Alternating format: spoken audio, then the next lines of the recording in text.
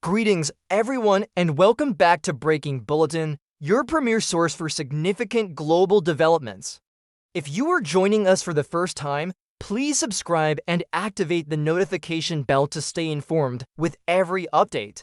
Today, we are examining a notable development from the Philippines. The embassy in The Hague is providing assistance to former President Rodrigo Duterte. This announcement, reported on March 12, 2025, by GMA News, reveals that the Embassy of the Philippines in The Hague, under instructions from the Department of Foreign Affairs, is extending consular support to Duterte. ABS-CBN News specifies that this assistance includes winter clothing and care packages tailored for the former leader. This development occurs against a complex backdrop involving Duterte's past presidency and ongoing international scrutiny. Rodrigo Duterte served as President of the Philippines from June 30, 2016 to June 30, 2022. Before that, he governed Davao City as mayor for over 20 years, building a reputation for his aggressive stance against drug-related crime. His administration's anti-drug campaign resulted in 6,181 deaths by police action, according to Philippine National Police figures from 2022, though human rights organizations suggest a higher toll. The Hague, located in the Netherlands, is significant as the seat of the International Criminal Court. In September 2021, the International Criminal Court launched an investigation into Duterte's drug war, focusing on alleged crimes against humanity, such as widespread killings. From November 2011 to March 2019, the Philippines withdrew from the court on March 17, 2019, limiting the investigation to events prior to that date. Yet the probe continues. The consular assistance provided to Duterte adheres to standard diplomatic protocols. GMA News confirms this support falls under the Vienna Convention on Consular Relations of 1963, which obligates embassies to assist nationals abroad. ABS-CBN News details the provisions, coats, gloves, and care packages suited to The Hague's March climate, averaging 5 degrees Celsius. Duterte concluded his presidency on June 30, 2022, succeeded by Ferdinand Marcos Jr. After leaving office, he returned to Davao City, maintaining a relatively low public profile. In November 2024, Reuters reported his statement that he would accept any punishment if summoned, reflecting a defined yet pragmatic outlook. The International Criminal Court's investigation targets incidents during Duterte's tenure as mayor and his early presidency. Human Rights Watch has documented over 6,000 police-involved deaths, with estimates of total fatalities ranging higher due to vigilante actions. Duterte has consistently rejected the court's authority, labeling its efforts baseless. In a BBC interview from October 2021, the Department of Foreign Affairs oversees 63 embassies worldwide, providing consular services to Filipinos abroad. In 2023, their annual report recorded assistance to 1.2 million overseas citizens, including legal support and repatriation. Former presidents receive additional privileges under Republic Act 10,066, such as travel facilitation, which frames this assistance. Duterte's drug war generated starkly divergent reactions.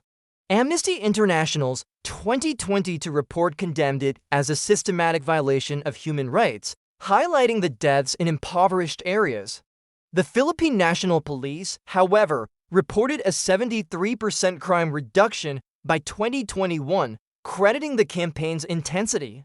No official confirmation places Duterte in The Hague. GMA News and ABS-CBN News do not verify his location, though the embassy's provision of winter-specific items suggests preparation for a stay in the Netherlands. The International Criminal Court has issued no public summons, and its March 2025 update indicates ongoing, confidential evidence collection. President Marcos Jr., in office since 2022, upholds Duterte's rejection of International Criminal Court cooperation. Solicitor General Menardo Guevara told Reuters in November 2020 that the Philippines prioritizes sovereignty, ruling out extradition. The embassy's assistance aligns with this policy, reinforcing governmental support for the former leader. Duterte's health provides a practical dimension to this support. Approaching 80 on March 28, 2025, he has disclosed chronic conditions Barrett's esophagus and Buerger's disease via CNN Philippines in October 2021. His frailty, evident in 2020 for Davao appearances, supports the need for winter clothing in The Hague's cold conditions. The International Criminal Court operates methodically. The investigation of Congolese leader Bosco Ntaganda, spanning 2006 to 2013, exemplifies its prolonged timeline.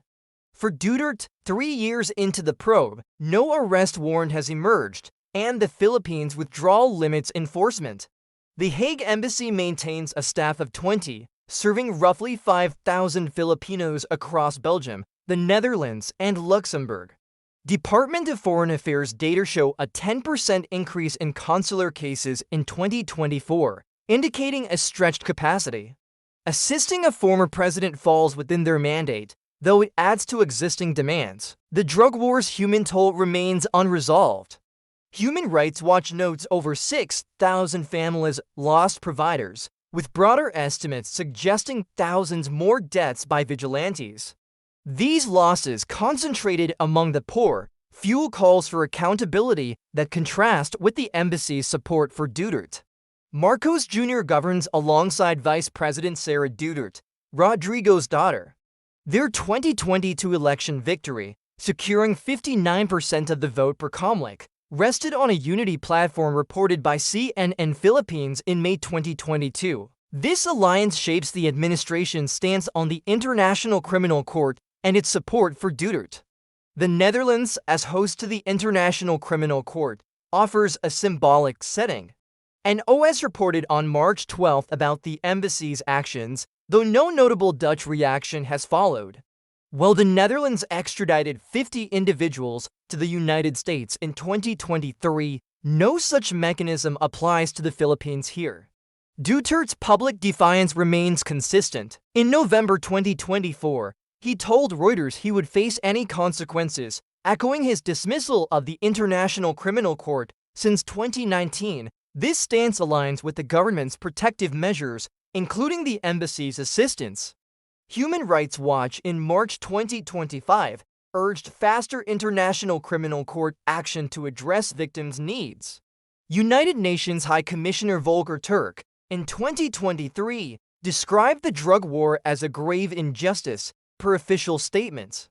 The United States, under President Trump since January 20, 2025, has not commented, according to Reuters. The cost of this assistance is modest but noteworthy. Winter clothing, such as coats and gloves, averages to $100 per set, based on retail standards.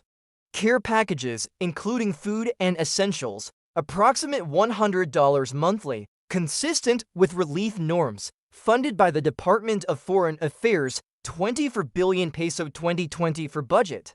Senator Leila de Lima, imprisoned from 2017 to 2023 for opposing Duterte, critiqued this aid as preferential in a March 12 GMA News interview.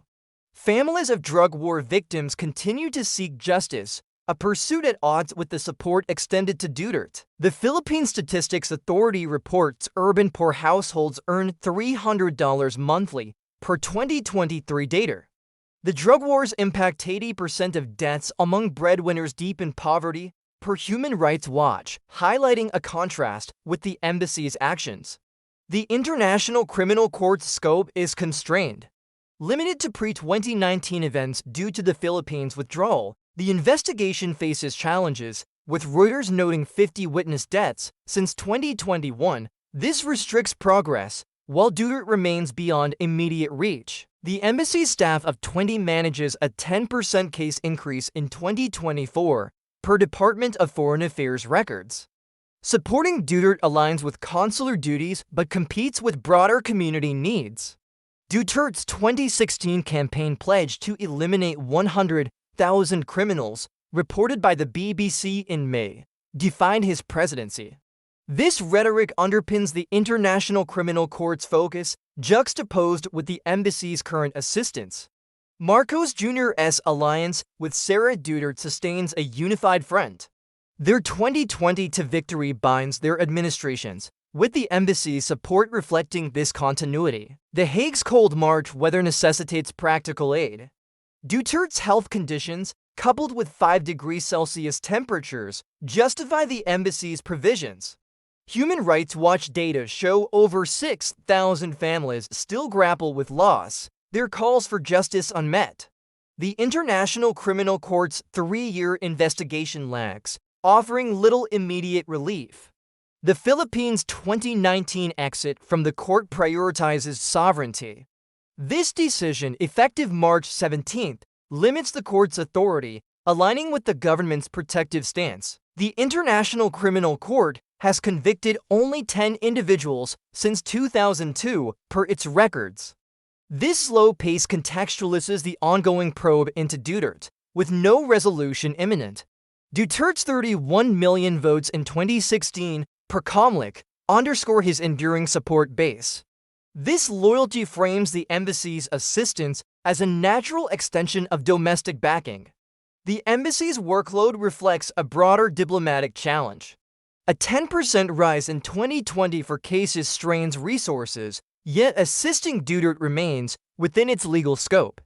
Amnesty International's 2022 report labels the drug war state-sanctioned. This finding fuels international pressure, contrasting with the Philippines' internal support for Duterte. Marcos Jr.'s administration navigates this dual reality. The unity with Sara Duterte holds, though subtle tensions may emerge over time.